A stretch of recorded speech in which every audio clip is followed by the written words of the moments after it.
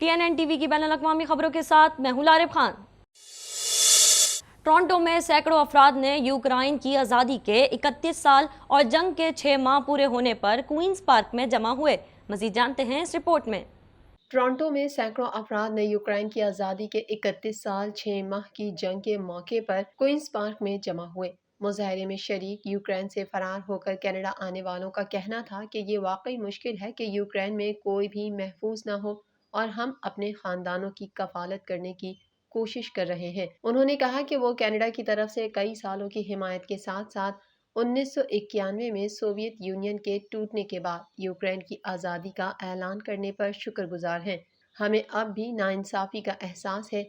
ये कैसे हो सकता है और कोई इसे रोक नहीं सकता। एक पागल आदमी बस वही कर रहा है जो वो करना चाहता है और सारी दुनिया उसे नहीं रोक सकती। तकरीब में सैकड़ों अफराद ने शिरकत की, जिनमें से अक्सर यूक्रेन के झंडे लहराते हुए या लपेटे हुए नजर आए। टोरंटो में यूक्रेन के कौंसल जनरल ने आने वाले महीनों के लिए तशवीश का इजहार किया। बम और रॉकेट अभी तक पूरे यूक्रेन के शहरों पर गिर रहे हैं। ओलेक्जेंडर शिवचेंको ने कहा, यूक्रेन में सूरत हाल वाकई संगीन है, इसलिए हमें खास तौर पर आने वाले मौसम सरमा में मजीद मदद की जरूरत होगी। कनाडा की आबादी 2068 तक बढ़कर 57 मिलियन तक पहुंच सकती है, जिसके सबब मुल्क को रिहाइश और सेहत की देखभाल के लिए नए चैलेंजेस का सामना करना पड़ेगा। मजीद तफसीलात जानेंगे इस रिपोर्ट में। कनाडा की आबादी 2068 तक बढ़कर 57 मिलियन तक पहुंच सकती है, जिसके सबब मुल्क को रिहाइश, सेहत की देखभाल के लिए नए चैलेंजेस का सामना करना पड़ेगा। कनाडा की आबादी, इमिग्रेशन और आबादी में इजाफे में कमी के सबब आने वाली दहाइयों में बड़ी और बूढ़ी होने वाली है। माहिरीन का कहना है कि ये रुझानात हमारी रिहाइश और सेहत की देखभाल की ज़रूरियात पर बहुत ज़्यादा असर डालते हैं।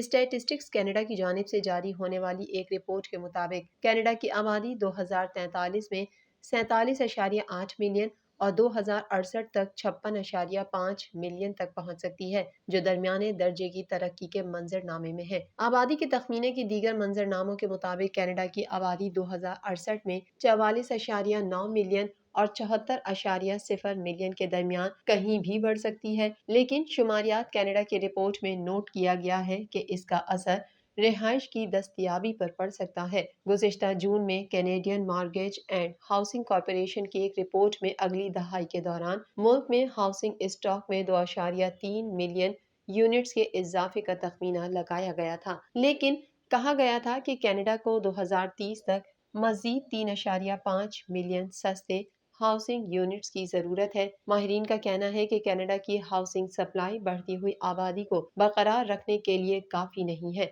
स्टैटिस्टिक्स कनाडा की एक नई प्रोजेक्शन रिपोर्ट के मुताबिक जब ओंटारियो की आबादी की बात आती है तो अगली 2 दहाइयों में बड़ा इजाफा देखने में आ सकता है। रिपोर्ट के मुताबिक साल 2043 तक ओंटारियो की आबादी में 4.2 मिलियन लोगों का इजाफा हो सकता है। वफाकी एजेंसी ने पीर को ये तखमीना शाया किया। 2021 की मरदमशुमारी के आदाद शुमार की बुनियाद पर ओंटारियो में एक अंदाजे के मुताबिक 14 करोड़ 8 लाख 26 हजार लोग थे। आर्कटिक में नेटो की शमूलियत के खिलाफ कनाडा की देरीना मुज़ाहमत कम होती दिखाई देती है, क्योंकि दर्जा हरारत में इजाफा और खत्ते में रूसी और चीनी सरगर्मियाँ तेज़ होती जा रही हैं। मजीद जानेंगे इस रिपोर्ट में। आर्कटिक में नेटो की शमूलियत के खिलाफ कनाडा की देरीना मुज़ाहमत पिघलती हुई दिखाई देती है, क्योंकि दर्जा हरारत में इजाफा और खत्ते में रूसी और चीनी सरगर्मियाँ तेज होती जा रही हैं। वजीर आजम जस्टिन ट्रूडो नेटो के सेक्रेटरी जनरल जेंस स्टोल्टनबर्ग के दौरे की मेजबानी कर रहे हैं।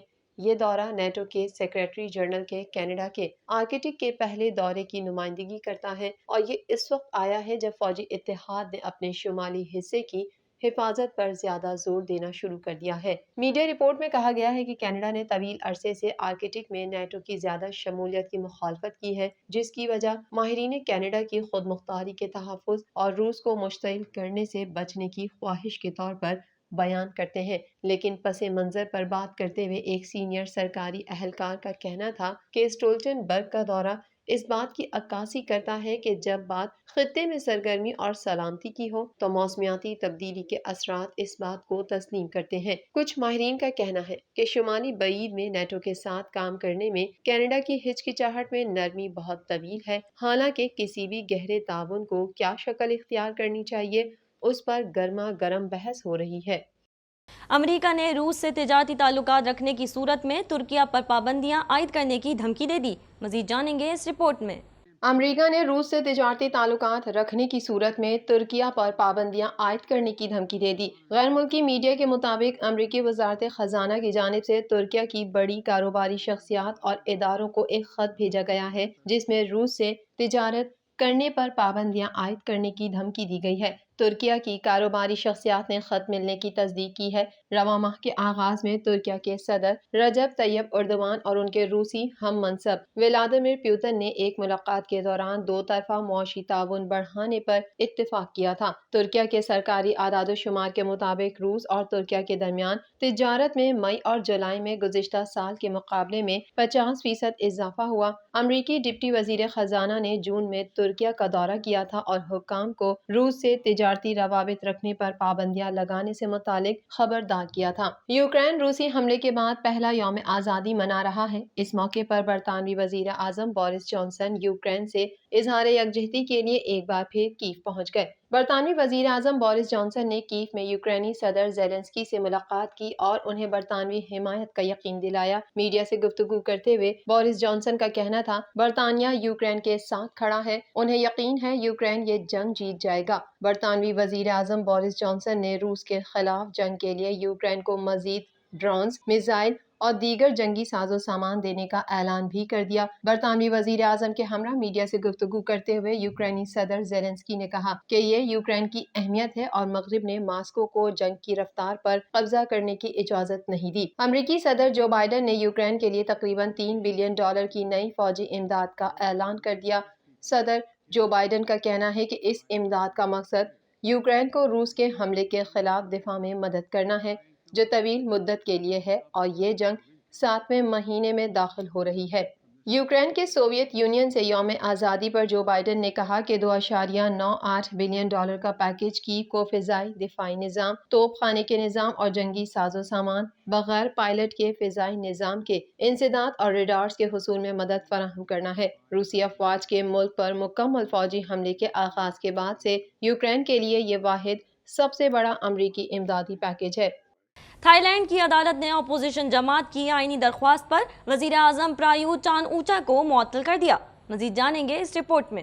تھائی لینڈ کی عدالت نے اپوزیشن جماعت کی آئینی درخواست پر وزیر اعظم پرایوت چان اوچا کو معطل کر دیا۔ عالمی خبر رساں ادارے کے مطابق تھائی لینڈ میں وزیر اعظم کے عہدے 8 سالہ مدت مکمل ہونے پر ان کی معطلی کے لیے اپوزیشن جماعت کی درخواست پر آئینی عدالت میں سماعت ہوئی۔ وزیر اعظم کے عہدے کی مدت سے متعلق درخواست مرکزی اپوزیشن جماعت نے دائر کی، جس میں موقف اختیار کیا گیا کہ وزیر اعظم کے عہدے کی 8 سالہ مدت مکمل ہو چکی ہے۔ عدالت نے اپوزیشن کی جانب سے جمع کرائے شواہد اور دستاویزات کو مد نظر رکھتے ہوئے وزیر اعظم کو عہدے سے معطل کر کے 15 روز میں جواب جمع کرانے کا حکم دیا ہے اور تب تک ڈپٹی وزیر اعظم پروت ہنگسان ذمہ داریاں سنبھالیں گے۔ پرایوت چان اوچا نے 2014 میں منتخب حکومت کا تختہ الٹا کر کے عہدہ سنبھالا تھا۔ وہ 2019 میں فوج کے تیار کردہ آئین کے تحت ہونے والے انتخابات کے بعد سویلین وزیر اعظم بنے تھے۔ معطل وزیر اعظم نے عدالتی فیصلہ قبول کرتے ہوئے عوام سے پرامن رہنے کی درخواست کی ہے۔ ملک میں عام انتخابات آئندہ برس مئی میں ہونا ہے۔ TNN TV کی نیوز بلیٹن سے فی الوقت اتنا ہی۔ مزید خبروں اور اپڈیٹس کے لیے دیکھتے رہیے TNN TV۔